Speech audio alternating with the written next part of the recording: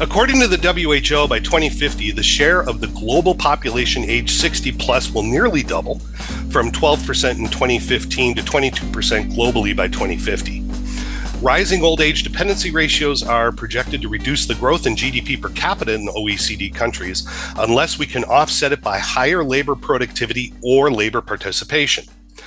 The key is not one's age, but one's health, skill, and productivity whilst we age. To discuss this today, I'm pleased to be joined by two exceptional guests, and I'm very pleased to have with us Francesca Colombo, the head of health of the OECD Health Division. Francesca, always great to see you. How are you doing? Yeah, very well, and you? Always a pleasure, Francesca. Better now that you're here. And I'm also joined by Michael W. Hodin, the CEO of the Global Coalition on Healthy Aging. And thank you very much, and hello, Francesca. So, Mike and Francesca, you've hosted a workshop recently at the OECD on the impact of aging in the workforce. So, based on that, I'd like to ask you a few questions. Francesca, opening this up for you, you lead the health division at OECD, and you've studied early intervention into aging for several years. Can you discuss preventative measures such as screening, vaccination, and adaptive health innovations to deliver higher long-term returns than, say, compared to acute care? What's the best way to go? We know with aging population, you alluded to at the very beginning, we're going to have people who live longer, but they can also live with long-term disabling conditions and chronic conditions. And that have costs in terms of lost productivity and ability to participate in labor markets, particularly for older workers, and also premature death. And it makes intuitively sense that if you can prevent or reduce some of that chronic conditions and disability and so forth, you maximize returns for the health of individuals, their ability to participate in labor markets, to remain active as the age, and reducing also healthcare costs. So that's really the reasons why a focus and shifting focus on preventions, early detection, it makes sense. It is also supported by some of the data. For example, we have done the reports on non-communicable diseases, looking at the burden, which is really quite high for major NCDs, accounting for about 4 in 10 premature death. But we also use some modeling techniques to see if countries were to align to achieve the results in terms of key risk factors of the top 25% of the top quintile of OECD and EU countries, what would be the consequences for that?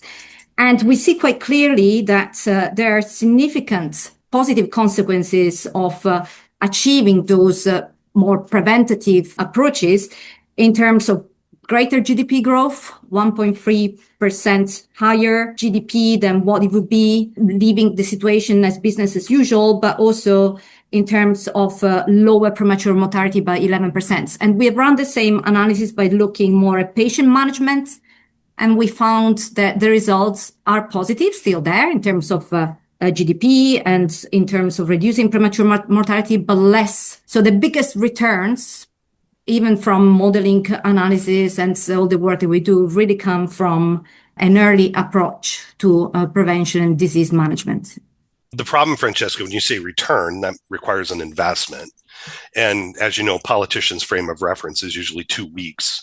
And what often happens with these things is you're making an investment and then the return could be well after a political life cycle. What's the political reality when you're talking about this? Because sometimes these expenses will be done over 10, 15 years. And in a political context for a politician, that's a non-starter. They're not willing to make those investments. They just see it as a raw cost. Yeah, no, you're absolutely right. There are some structural problems that make investment in prevention more difficult than just curing. One of them is what you said, is the long-term horizons that you have for generating the returns from preventative interventions. It can take years, if not decades. If we look at issues like changing in lifestyles and some of the primary preventions, interventions, for example. So this means that there is a systematic bias for underinvestments in prevention. But there are also other issues as well.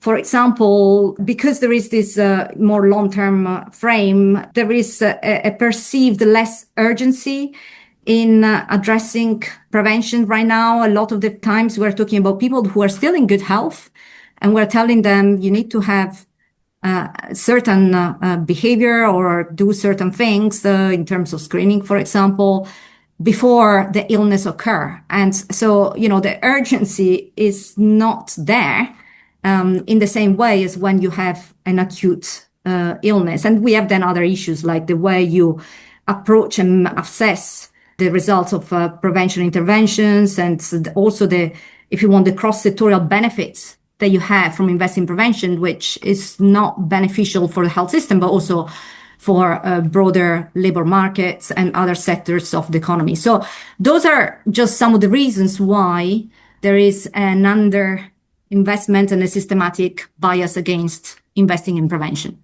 So, Michael, Francesca's outlined intervention, diagnosis. Again, this is early treatment. So I will ask you, is population aging a crisis, or is it a failure to organize how we use health and apply technology? Yes, a crisis if you let it go, but a great opportunity. And the way to think about it, which is reflected by many who have been at the center of the UN Decade of Healthy Aging, is that aging can be a driver, an engine for innovation, enterprise, productivity, and economic development. But at the center of that, as Francesca was saying, and as our workshop indicated last October, is a healthier aging. One of the most interesting reflections of that, from our point of view, were representatives from the global financial institutions. The IMF itself, Francesca, as you'll recall, in their 2024 Outlook report, they indicated that one of the great challenges of our moment in terms of economic growth is the aging of society. But they said there is an answer to that, and that is to have what we formerly had considered older adults, 50, 60 plus, continuing to work and be active. And the only answer to that is to begin investing in preventive health and health promotion. So this is the IMF indicating a support for preventive health and health promotion. The final point I'll just come back to is to, again, broaden our understanding of this design failure. It's a design failure in two ways. One is, on the longevity side, we now have this huge and growing number of older adults that constitute the largest market opportunity one can imagine. It's larger than when we thought of China opening up. The number of older adults constitutes a marketplace that business planners, if they're thinking in terms of their own opportunity, will look at in that way. So let me pick up on what you just said, Mike, and something that Francesca was saying earlier. Essentially, what we have then, is what you're both saying, is we have a misalignment between policy and innovation and reality, essentially, because pension systems, if we look at Social Security in the US, by the time it was put in place where 65 was set as our benchmark, that was the average life expectancy. We have a situation where in France, where OECD is based, they've been trying to raise the age. And actually now you have people running for office, that are coming up for the next election that are trying to push it down, when in fact people are living, the average age now is 82. What are the biggest misconceptions that policymakers have about aging right now? What do we need to do to align these policies? The big misalignment is understanding that this aging of society, the longevity economy, which are two different things, the aging of society being more a function of the depopulation, means that we have to realign largely our pension and healthcare systems, education as well, and that's a whole different discussion, to 21st century age demographics. And when we do that, we'll unlock this silver economy. And to Francesca's point, that is a longer term opportunity. So it may not happen tomorrow afternoon. And therefore, how do we score that with the current political environment in any country? But as you look around the world, you see responses. For example, the quote unquote unretirement, which is taking place in super aging Japan, or this focus in ASEAN countries like Vietnam or Thailand or Malaysia on unlocking their silver economy. And so those who think that a system like the UK national health system that was created when we died at 47 can survive into the 21st century, that we don't need to have policies that provide for the innovation and preventive health to keep us healthy enough to engage in the economy and even keep working, albeit in a different way, defined by functional ability. Quite clearly, as was mentioned in the beginning, with population aging, you want to keep people in good health so that they can participate into labor markets. Now, if you talk about pension, I don't want to enter into debates of pension. It's not my expertise area, but there are a lot of people that end up retiring or stopping work when they're younger than the pensionable age. And there is a lot of policy attention to the issues of skills of older workers, which is a fundamental one, of course, and it's the life course learning. It's clearly important. But perhaps sometimes it's not discussed enough, the issues of the contributions of keeping those older workers in good health and how that is also conducive to people remaining active, productive, and contributing to outputs. And so in a way, I think these issues of policies for older workers, including what employers themselves can do, is not just, if you want, the health system, but what employers themselves can do, becomes really quite important in this context.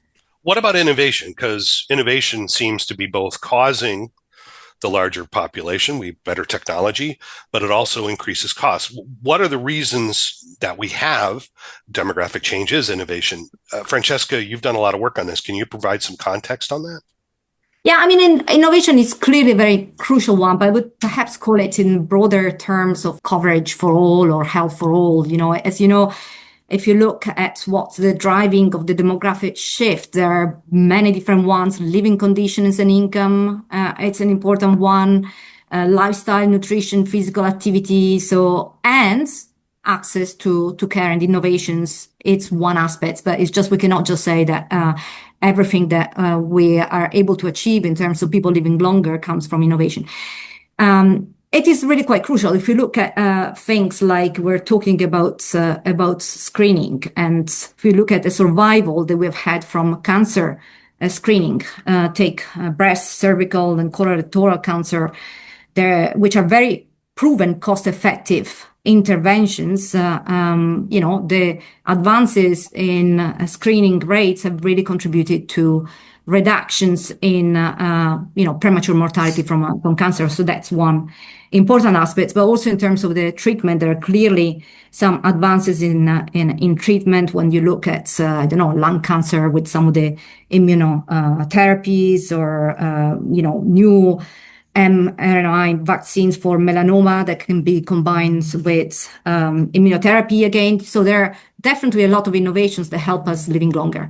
Of course, we know the innovation are also a driver of cost. Is actually, if we look at health spending growth, that's growing not just because of aging population, but because of the innovations that we come. So quite clearly for policymakers, the issues then of criteria for cost effectiveness and, assessment of which are the worthwhile innovation becomes an important one in the context of tight budgets. But yeah, for sure, innovations overall, just to say that it's not the only driver, of course. I mean, we know that there are wider, living conditions driver of living longer. Yeah, it's a really important point because I think there's often a misconception that innovation always reduces cost, when in fact that's not always the case. I mean, something can produce increased productivity, but it can also increase the cost side of the balance sheet. Mike, from your perspective, if we're not investing in these new technologies, there's a cost for not supporting healthy aging, I'm assuming. Does investing in prevention and early interventions and innovations translate into better workforce participation? So the short answer is yes, and we clearly identified that in our OECD Global Coalition on Aging workshop last October. But to pick up on Francesca's points, maybe I'll suggest very, very explicitly and very clearly, when we talk about investing in preventive health and align that to incentives and support for innovation, we think about a few different areas. One is adult immunization, and we've been making fantastic strides in that. The challenges are to get the shots in arms. We also have some very interesting data. For example, the Office of Health Economics, that many of us know, done some studies on the return on investment of adult immunization, adult vaccines, which is something like 19 to 1. And we have to do better at understanding this return on investment. A second category, which you also alluded to, is early detection, diagnosis, and treatment. We think of the huge advances we have in oncology, cardiovascular health, cardiometabolic generally, bone health, other areas that are, quote unquote, the diseases of aging. We're on the threshold of some real innovation for Alzheimer's, and that return on investment will be enormous as well. A third area, which is one that we don't often put in this category, but this did come up at our workshop, is antimicrobial resistance, AMR. And one of the reasons that's so important to think about is that it does require an investment in innovation, which we do not have. It also requires understanding appropriate use of the current antibiotics we do have. But the reason I raise it is that when you go back and think historically of how we got where we are today, namely the miracle of longevity achieved in the 20th century, from a Global Coalition on Aging point of view, we think of three major developments. One is childhood immunization. Secondly was the antibiotic revolution that we saw in the 50s, which is now under threat or worse. And many people don't fully appreciate that. That's a huge topic that we need to address. And thirdly is the scaling of issues around nutrition and water and infrastructure that we have in Europe and America and the OECD countries generally that we need to expand elsewhere. So those are underpinnings to where we got to in this miracle longevity, and now transforming that to a healthy longevity, particularly in the context of its challenge to economic growth because of the depopulation, is utterly essential as a consequential issue of our day. What we're looking at are new ways to look at adult productivity, aging productivity, to keep people involved. Now, maybe that doesn't involve the normal, blue collar job, as it were, but could it go beyond formal employment to include volunteerism, caregiving, community roles, participation, education? What are some other more expanded ways we could look at healthy aging and incorporation of these folks into the productive workforce? When we work with companies, we talk about three different areas that can be engaged to their direct benefit. One is to invest the aging topic into their business strategies and business development.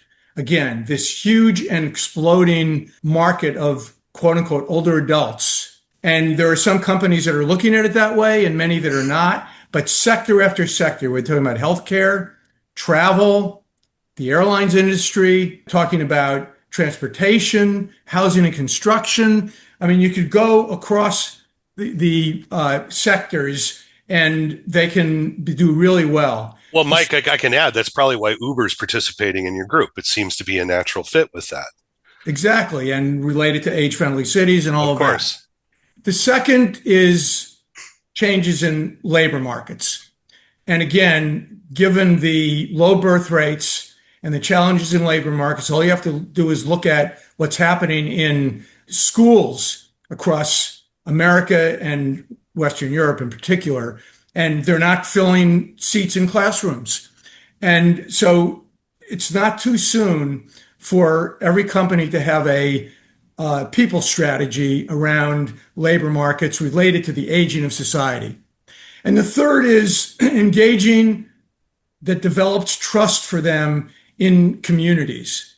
And that goes to your point about for an older adult to engage, whether it's keep employed, working part-time or just involved and being active through a variety of ways with family and community to avoid the loneliness crisis or address the loneliness crisis, which has a greater impact on your health than smoking. There seems to be an issue here where healthy aging and investing in it seems like a nice to have and not a productivity game from a political standpoint. How do we change that incentives mix, Francesca, to change it from a nice to have to a need to have? What needs to happen? Is it just, hey, this is actually good for you, you're going to do better economically, or it's the right thing to do? It's a combination of things because, obviously starting and being OECD, you need to start with better data and evidence. So, the availability of high quality data about, the impact of those investments is really quite important. The assessment of the co-benefits that we're talking about is also quite part of the picture. The benefits are not just for health systems and for, like the trajectory perhaps of spending in health system. The benefits are for society more broadly. They're for labor markets and employers, therefore the companies that can sell their products, you name it. There are a lot of different benefits that come from that. For healthcare system per se, there is an issue of maybe the budgetary framework, and particularly when we're talking about preventions. We know that budgets are more on a setup on a yearly basis, but moving towards more multi-year or medium-term expenditure framework, having performance budgeting that looks more at the performance from the investment. So all these sorts of things are quite important. And clearly, and it was mentioned, the role of employers. So incentivizing and involving employer to take action is also an important, lever. So in a way, you need to put in place many different levers to move to that direction. I totally agree with Francesca, but would highlight that it is the economic growth, the productivity, and jobs that will be the outcomes of changing behavior by companies and, from a public policy point of view, by government, thinking about healthy aging. But it's core self-interest, and it's self-interest connected, as I say, to those three elements of economic growth, jobs creation, productivity. And you look at what happens when you have a profound shift in usage and pickup, for example, of adult immunization or applications of early detection and diagnosis in oncology or cardiometabolic health and others. And the value there to those overarching local and national goals can be very, very positive. I just have one final question for you. 30 seconds each. If you could choose one area to invest in today that would impact the next 20, 30 years, where should that investment be made? Francesca, if you had budget, you were given a couple $100 billion for the EU budget, where would you put it? What would you do? Of course, we talked about the prevention more broadly, but perhaps one area that we have not mentioned about, because we talked about employers, we talked about governments, but there is also an individual issues. And so the improvement of health literacy and the possibility of empowering individuals themselves so that they make the right choices and, they self-empower themselves and they're encouraged to have healthier lifestyles and so forth. I think it's also an important element. So I wanted to add it to the equation of what we discussed. Michael, again, you've got 100, 200 billion to play with here. Your government task force brings you in. Where are you putting that money to get the most bang for your buck in 20 to 30 years? Tax incentive for innovation on the life sciences side, on the technology side, in what we call self-care. Related to that, you have to reduce regulation. Regulation is a drain on economic growth. And where you have increased regulation, you're not going to have the kind of incentive for innovation. So I would put my money on those two related areas. Thank you very much. Mike Hodin, the CEO of the Global Coalition on Aging. Always a pleasure, Michael. Francesca Colombo, the head of health at the OECD. Always great to see you, Francesca. Thank you very much, you two. And thank you all for participating in this webinar. Have a very good day. Bye-bye. Thank you. Bye. Thank you. This Early Bird webinar is made possible with the support of Merck, Sharp, and Dumb. Our producer is Caden Drake. The Vital Health Podcast is a production of Vital Transformation LLC, copyright 2026.